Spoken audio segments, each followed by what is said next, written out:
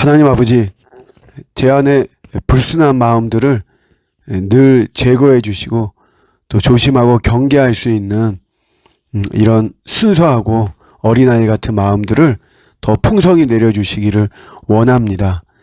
깨끗하고 맑은 마음으로 주님을 따라가는 오늘 하루가 될 수 있도록 도와주시고 또 여러 가지 유혹과 시험들 잘 분별하고 항상 말씀 붙잡고 나갈 때 또 우리가 기도하고 나갈 때 또 주님 바라보며 나갈 때 넘어지지 않는 줄로 믿습니다. 오늘도 주 안에서 또 승리하는 복된 날 되게 해 주시옵소서. 예수님의 이름으로 기도드립니다. 아멘. 오늘 주시는 말씀은 로마서 12장 14절입니다. 너희를 박해하는 자를 축복하라. 축복하고 저주하지 말라. 아멘. 실생활에 대한 내용을 우리 12장은 이렇게 담고 있습니다. 돈을 좀 이야기하면요. 돈을 다들 좋아합니다. 돈을 싫어하진 않죠. 그런데 돈 이야기를 하면은 좀 밝힌다, 좀 속물 취급하는 이런 모습이 있습니다. 그렇지만 우리가 살아보면 알지만 돈이 얼마나 소중하고 중요합니까? 물질에 대한 지혜가 사실 있어야 되고요. 또 절제함도 있어야 되고 분별도 잘해야 되고 또 사용할 줄도 알아야 됩니다. 물질과 재정을 잘 사용할 수 있고, 그러니까 전체적으로 물질을 믿음으로 우리가 봐야 되고 믿음의 분야로 또 지혜 있게 봐야 되는 건 참 당연한 것이죠. 노후에 대한 이야기가 이제 저는 조금 예전에 비해서 좀 많이 언급이 되는 것 같아요. 예전에는 뭐 30대, 40대 이때는 노후에 대한 이야기가 나오면 저희 제 또래 우리 목회자들 이렇게 모이면 야 무슨 노후냐, 믿음 없는 그런 생각을 하고 말을 하냐, 하나님이 책임져 주시지 무슨 노후를 뭐 이렇게 준비하고 언제 준비해서 다 되는 인생이냐, 뭐 이제 이런 식으로 노후에 대한 이야기가 나오면 이제 이렇게 좀 이것도 이제 속물 같아 보이고 믿음 없는 모습으로 보이고 막 그러죠. 그런데 이제 50 중반이 되어가지고 이제 이렇게 이야기를 해보면 내심 걱정합니다.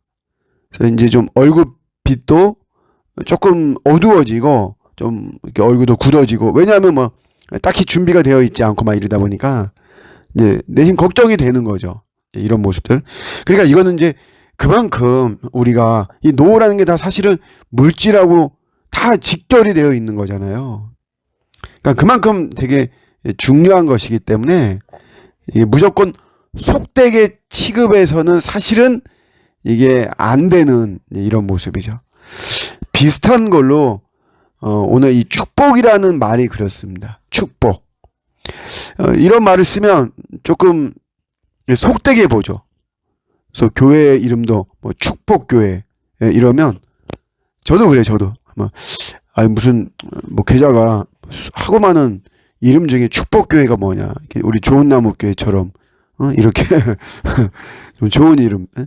마태복음 7장에 좋은 나무가 좋은 열매를 맺는다, 여기에서 가져온 이름인데 또 그래도 사람들 또 잘 기억 못해요. 그래서 어떤 분은 뭐 버드나무 교회냐, 저는 그런 이야기까지도 들었는데, 근데 어쨌든 뭐 이런 축복교회 막 이러면 좀 속되게 생각하고 막 이러죠.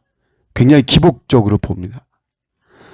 물론 뭐 좀 그런 성향을 가지고 있는 그런 교회나 목회자나 성도들도 사실은 많이 있습니다. 그렇지만 아까 돈에 대한 이야기처럼 이 축복이라는 건 사실 굉장히 중요하고 소중하고 지혜롭게 우리가 받아야만 됩니다. 저주하는 것보다 축복하는 게 얼마나 좋습니까? 축복합니다. 정말 복된 것이잖아요. 우리가 이제 이거를 이제 자꾸 기복적으로만 내가 생각하고 막 이야기하니까 이게 참 사실은 문제죠. 예를 들자면, 자녀가 자녀가 말하자면 상대방의 자녀가 누군가의 자녀를 이야기할 때, 예수를 안 믿어요. 오히려 예수를 부정하고. 근데 세상적으로는 특 A급 대학에 특 A급 직장을 다녀서 뭐 월급도 굉장히 많이 받고 막 그러면 야 정말 축복된 인생이다 이렇게 이야기하거든요. 세상은 그런 관점으로 축복되다고 할지 몰라도 우리 그리스도인들은 그거는 축복된 인생이 아니거든요. 그거는 정말 오히려 하나님과 더 멀어지는 안타까운 인생인 것이에요. 복이라고 하는 거에 사실 성경은 이 복을 구원을 복이라고 하잖아요. 하나님의 은혜를 복이라고 하고 은사를 복이라고 하고 하나님께 쓰임받는 게 복이라고 하고. 그래서 우리가 이런 복을 잘 분별하면서 개념 정리를 하면서 축복하는 게 되게 중요합니다. 계속 축복해요. 저는 이제 집에 들어가면 그러죠. 이 집이 평안할지어다. 축복하죠. 교회에 들어가면서 성령님 역사하는 교회가 되게 하소서. 제가 최근에도 뭐 이렇게 몇몇 교회 방문하면서 항상 그래요. 뭐 우리 교회 계단 오르고 내릴 때도 그렇지만 다른 교회 갈 때도 성령님이 역사하는 교회 되게 하소서. 집을 방문할 때 이 집이 평안할지어다. 제가 이 말씀 이거 한번 준비하면서 저는 원래 사람을 만나면 제 축복이에요.